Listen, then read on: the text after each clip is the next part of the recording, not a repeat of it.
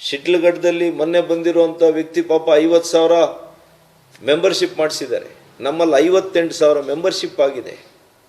ಯಾರು ಪಕ್ಷಕ್ಕೆ ಅಹರ್ನಿಶಿ ದುಡ್ದಿದ್ದಾರೆ ಅಂಥವ್ರನ್ನ ಕೈ ಬಿಡ್ತೀರಿ? ಯಾರು ನನ್ನ ವಿರುದ್ಧವಾಗಿ ಕೆಲಸ ಮಾಡಿದ್ದಾರೆ, ಯಾರು ಪಕ್ಷಕ್ಕೆ ಏನು ಕೊಡುಗೆ ಇಲ್ಲ ಅಂಥವ್ರನ್ನ ಅಧ್ಯಕ್ಷರು ಮಾಡ್ತೀರಿ. ಯಾಕೆ ಸಮಾಲೋಚನೆ ಮಾಡಲಿಲ್ಲ? ಮೊನ್ನೆ ಕೋರ್ ಕಮಿಟಿ ಮೀಟಿಂಗ್ ಆಗಿದೆ. ಕೋರ್ ಕಮಿಟಿಯಲ್ಲಿ ಯಾಕೆ ಚಿಕ್ಕಬಳ್ಳಾಪುರ ವಿಷಯ ಇಟ್ಟಿಲ್ಲ ನೀವು? 13 ಜಿಲ್ಲೆಗಳ ಬಗ್ಗೆ ಚರ್ಚೆ ಮಾಡಿಲ್ಲ ನೀವಲ್ಲಿ.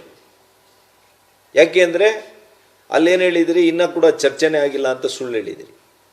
ಇವತ್ತು ನೋಡಿದ್ರೆ ಏಕಾಏಕಿ ಪ್ರಕಟಿಸ್ತೀರಿ. ಇವತ್ತು ನಾನು ನಮ್ಮ ನಾಯಕರುಗಳಲ್ಲಿ, ನಮ್ಮ ಕೇಂದ್ರ ನಾಯಕರುಗಳಲ್ಲಿ ಮಾನ್ಯ ಪ್ರಧಾನಮಂತ್ರಿಗಳು, ಮಾನ್ಯ ಗೃಹ ಸಚಿವರು ನನ್ನ ಮೇಲೆ ವಿಶ್ವಾಸ ಇಟ್ಟಿದ್ದಾರೆ, ರಾಷ್ಟ್ರೀಯ ಅಧ್ಯಕ್ಷರು. ಅವ್ರನ್ನ ಭೇಟಿ ಮಾಡ್ತೇನೆ. ಇಲ್ಲಿನ ವಾಸ್ತವತೆಗಳನ್ನು ಎಲ್ಲ ಕೂಡ ಬಿಚ್ಚಿಡ್ತೇನೆ.